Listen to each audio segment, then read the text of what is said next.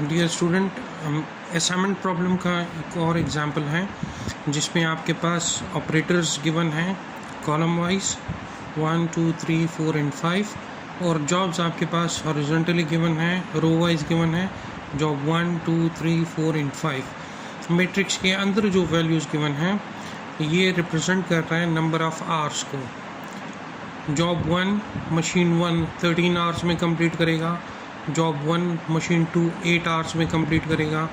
इसी तरह ये तमाम मशीन्स और उनके जॉब्स के आवर्स गिवन है कि वो कितने टाइम में वो जॉब कंप्लीट करेगा। हमने इसको हंगेरियन मेथड के थ्रू सॉल्व करना है और हमने मिनिमम टाइम कैलकुलेट करना है कि वो कौन सा मिनिमम टाइम होगा जिसमें ये 5 के 5 जॉब्स ये ऑपरेटर्स परफॉर्म करें और हमारे पास ऑप्टिमल रिज़ल्ट आ जाए।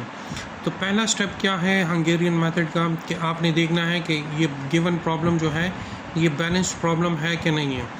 तो बैलेंस्ड और अनबैलेंस्ड का फ़र्क जो है वो नंबर ऑफ़ रोज़ अगर नंबर ऑफ़ कॉलम्स के बराबर हों तो वो बैलेंस्ड प्रॉब्लम होगा। जिस तरह आप देखें यहाँ पर आपके पास 5 रोज़ हैं और 5 ही कॉलम्स हैं, that means this is a balanced problem. ये आपके पास एक बैलेंस्ड प्रॉब्लम है। फिर अगला स्टेप हंगेरियन मेथड का रो रिडक्शन। 5 रोज़ हैं तो आपको पहली रो में से जो मिनिमम वैल्यू होगी, जिस तरह इस रो में आप देखें आपके पास मिनिमम वैल्यू क्या है 8। इस रो के तमाम नंबर से आप 8 को माइनस करोगे। इसी तरह सेकंड रो में आप देखें मिनिमम वैल्यू इज़ 9, तो सेकंड रो के तमाम वैल्यू से आप 9 को सब्ट्रैक्ट करोगे। थर्ड में आपके पास 4 मिनिमम है तो इन तमाम वैल्यू से आपने 4 को सब्ट्रैक्ट करना है। ठीक है जी। तो जो रो रिडक्शंस अब हम परफॉर्म करेंगे, रो रिडक्शन में हम क्या करेंगे, हम बेसिकली इन नंबर्स को सब्ट्रैक्ट करेंगे। तो आप देखिए अगर आप पहली रो को देखें इसमें मिनिमम वैल्यू 8 है। अगर आप 13 से 8 को सब्ट्रैक्ट करो तो आपके पास बचता है 5। 8 माइनस 8 तो ये आ जाएगा 0। 16 माइनस 8 तो यहाँ आ जाएगा 8। 18 माइनस 8 तो इससे आ जाएगा 10। 19 माइनस 8 इससे आ जाएगा 11। इसी तरह जो सेकंड रो है इसमें आप देखिए मिनिमम वैल्यू इज़ 9, तो 9 minus 9 is 0। 15 minus 9 is 6। 24 minus 9 is 15। 9 minus 9 is 0। 12 minus 9 is 3। Third row में आप देखिए आपके पास 4 मिनिमम है, तो 12 माइनस 4 इज़ 8। 9 minus 4 is 5। ये तमाम 4 हैं तो ये तीनों 0 आ जाएंगे, 0 0 एंड 0।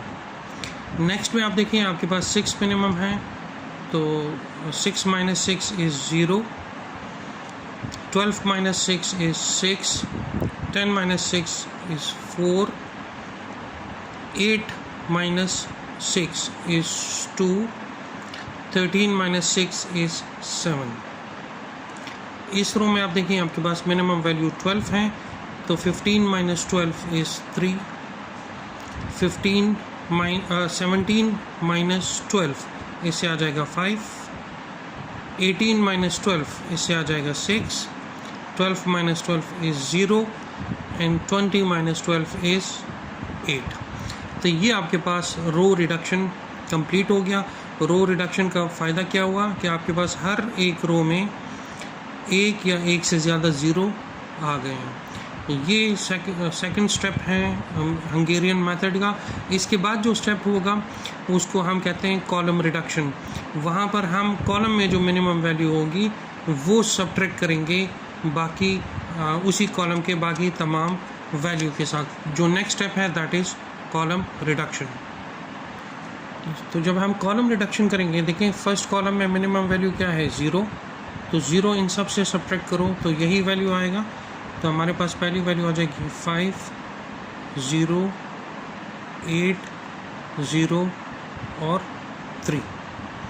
इसी तरह सेकंड कॉलम में 0 मिनिमम है तो यही कॉलम में कोई चेंज नहीं आएगा, यही कॉलम की वैल्यू आएगी 0 6 5 6 और 5। थर्ड वन में भी 0 मौजूद है तो सेम यही कॉलम आएगा, 8, 15, 0, 4 और 6। इसी तरह जो तीसरा फोर्थ कॉलम है उसमें भी 0 है तो कोई चेंजेस नहीं आएगी, यही कॉलम आपको दोबारा इधर लिखना है, 10, 0, 0, 2, 0। लास्ट जो कॉलम है उसमें भी 0 मौजूद है तो इस कॉलम में भी कोई चेंज नहीं आएगा, ये कॉलम भी एज इट इज़ अपनी जगह पर रहेगा, 0, 7 और 8। ठीक है जी। तो रो रिडक्शन के बाद आपके पास जो मैट्रिक्स बनेगा, जो टेबल बनेगा, वो आपके पास ये वाला टेबल होगा। अब कॉलम रिडक्शन और रो रिडक्शन हो गई है, उसके बाद आपने क्या करना है, आपने देखना है कि अगर किसी भी रो के अंदर सिंगल 0 मौजूद है तो आपने उसको मार्क कर देना है। देखें, जिस तरह इस रो में ये एक सिंगल 0 मौजूद है तो मैंने रो वाइज इस 0 को मार्क किया और इस कॉलम को मैं क्रॉस कर दूंगा।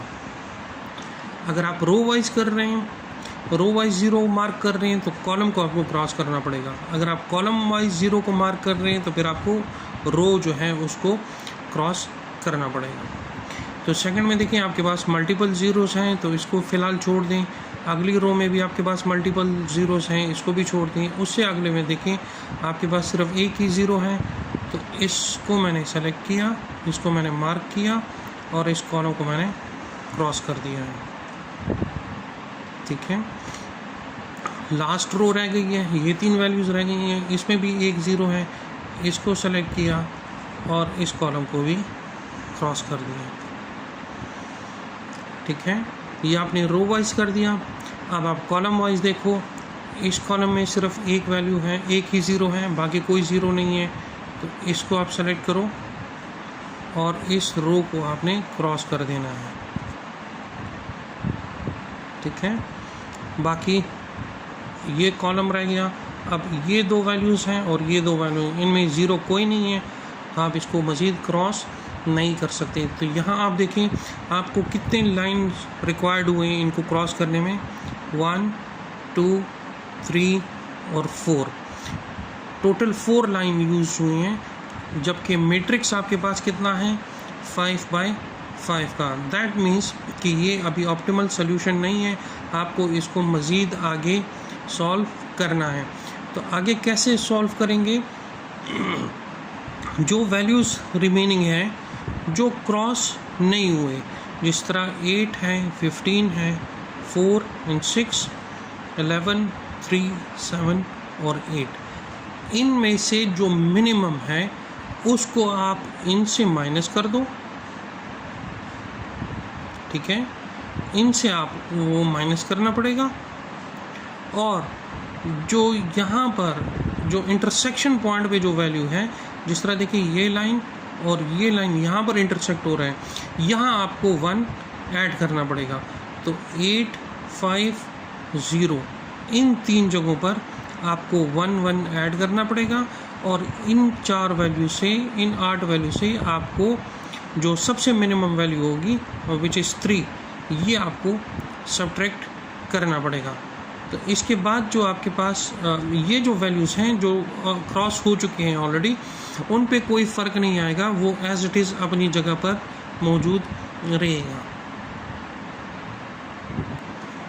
तो 3 यहाँ पे सबसे मिनिमम है, तो हम 8, 15, 4, 6, 11, 3, 7 और 8 इससे 3 को माइनस करेंगे और ये जो डायगोनल इंटरसेक्शन पे जो वैल्यूज़ हैं इन पर 1 ऐड करेंगे। ये वैल्यूज़ अपनी जगह पर एज इट इज़ रहेंगी। तो देखिए यहाँ पर 5 क्रॉस हो चुका है तो 5 एज इट इज़ रहेगा, ये 0 अपनी जगह पर एज इट इज़ रहेगा। इस 8 से हम ये 3 को माइनस करेंगे तो यहाँ पे आ जाएगा 5, ये 10 अपनी जगह पर एज इट इज़ रहेगा। 11 से हम 3 को माइनस करेंगे तो यहाँ आ जाएगा 8। इसी तरह ये 0 और 6 अपनी जगह पर एज इट इज़ रहेंगे। 15 से अगर हम 3 को माइनस करेंगे तो यहाँ आ जाएगा 12, ये 0 अपनी जगह पर as it is and 3 - 3 is 0। अब यहाँ पे हमने 8 को 9 करना है, 5 को 6 करना है, ये 0 एज इट इज़ रहेगा, ये 0 जो है 1 हो जाएगा और ये 0 एज इट इज़ रहेगा। इसी तरह ये 0 6 इस पे कोई फ़र्क नहीं पड़ेगा, ये अपनी जगह पर एज इट इज़। ये 4 से हम 3 को माइनस करेंगे तो दिस बिकम्स 1, ये 2 और अपनी जगह पर एज इट इज़, और 7 - 3 इज़ 4। इसी तरह 3 और 5 पे कोई चेंजेस नहीं होंगी। 6 - 3 तो ये बन जाएगा 3, 0 पे कोई चेंज नहीं आएगा तो वो एज इट इज़। 8 - 3 इज़ 5। ठीक है जी। उसके बाद आपने दोबारा वही 0 को मार्क करना है। तो देखिए इस रो में सिर्फ एक ही 0 है तो आपने इसको मार्क करना है। जब आपने रो वाइज इसको मार्क किया तो ये कॉलम आपने क्रॉस कर देना है। सेकंड रो में आपके पास मल्टीपल ज़ीरोस हैं, इसको फ़िलहाल छोड़ दें। इधर भी मल्टीपल ज़ीरोस हैं, इसको भी छोड़ दें। इधर आपके पास सिर्फ एक ही 0 है, इसको सेलेक्ट किया और इस कॉलम को हमने क्रॉस आउट कर दिया। थर्ड लास्ट रो में भी सिर्फ एक ही 0 है तो इसको भी सेलेक्ट किया और इसको हमने क्रॉस आउट कर दिया। रो वाइज कंप्लीट हो गया। अब आपको कॉलम वाइज देखना है तो सिर्फ ये कॉलम रह गया है और ये कॉलम रह गया है। इस कॉलम को देखिए, इस कॉलम में सिर्फ एक ही 0 है, इसको आपने सेलेक्ट किया।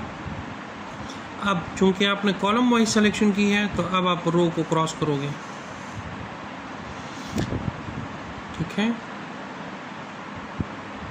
ये कॉलम अब आपके पास रह गया है सिर्फ लास्ट वन, तो इसमें सिर्फ एक ही 0 है, ये ऑलरेडी क्रॉस हो चुका है। इस 0 को आपने सेलेक्ट किया, कॉलम वाइज आपने सेलेक्ट किया तो रो वाइज इसको आप क्रॉस कर दोगे। तो देखो इस टेबल के अंदर, इस मैट्रिक्स के अंदर जितने भी ज़ीरोस हैं वो तमाम या तो क्रॉस हो गए हैं या मार्क हो गए हैं।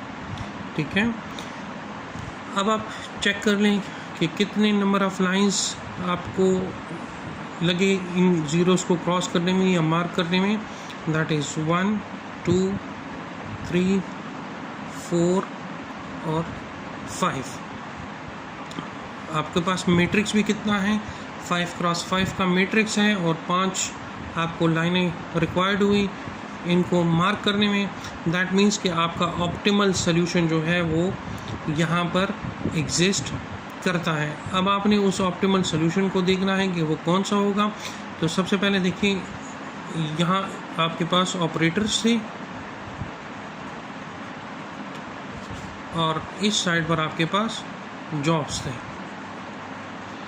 ठीक है जी, इस साइड पर आपके पास ऑपरेटर्स थे और इस साइड पर आपके पास जॉब्स थे। तो अब आप देखें कि आपके पास जो जॉब्स हैं, जॉब, उसके बाद आपके पास है ऑपरेटर और उसके बाद आपने कैलकुलेट करना है टाइम कि कितना टाइम लगा इस जॉब को कंप्लीट करने के लिए। तो जॉब्स आपके पास टोटल 5 हैं, 1 2 3 4 और 5। जॉब 1 कौन परफॉर्म करेगा? जॉब 1 परफॉर्म करेगा ऑपरेटर नंबर 2। जॉब 2 कौन परफॉर्म करेगा? Operator number 5। Job 3 operator number 3। Job 4 operator number 1। Job 5 operator number 4। कितना टाइम लेगा ये कंप्लीट होने के लिए? तो इसके लिए आपको बिल्कुल जो पहला टेबल है वो टेबल आपको देखना पड़ेगा कि उस मैट्रिक्स में आपको क्या वैल्यूज़ गिवन है।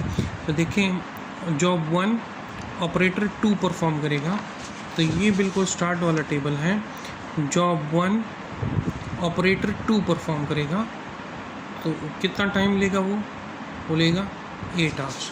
तो इसके सामने आप इधर लिख दें 8 आवर्स। इसी तरह जॉब 2 ऑपरेटर 5 परफॉर्म करेगा, तो आप देखें जॉब 2 ऑपरेटर 5 परफॉर्म करेगा तो वो 12 आवर्स लेगा। तो इसके साथ आप लिख दें 12। जॉब 3 ऑपरेटर 3 परफॉर्म करेगा, तो जॉब 3 ऑपरेटर 3, तो 4, जॉब 4 ऑपरेटर 1 परफॉर्म करेगा। तो आप इधर देखिए कि जॉब 4 ऑपरेटर 1 परफॉर्म करेगा तो 6 आवर्स वो टाइम लेगा, और जॉब 5 ऑपरेटर 4 परफॉर्म करेगा, तो जॉब 5 ऑपरेटर 4 परफॉर्म करेगा तो 12 आवर्स। इसको आप सम अप कर लें कि देखिए कितना बनता है, 8 और 12 20 एंड 30 एंड 42, तो ये आपके पास आएगा 42 आवर्स। इससे कम टाइम में ये तमाम जॉब्स परफॉर्म नहीं हो सकती। आई होप कि आपको असाइनमेंट प्रॉब्लम का अब समझ आ गया होगा। सी यू इन नेक्स्ट वीडियो।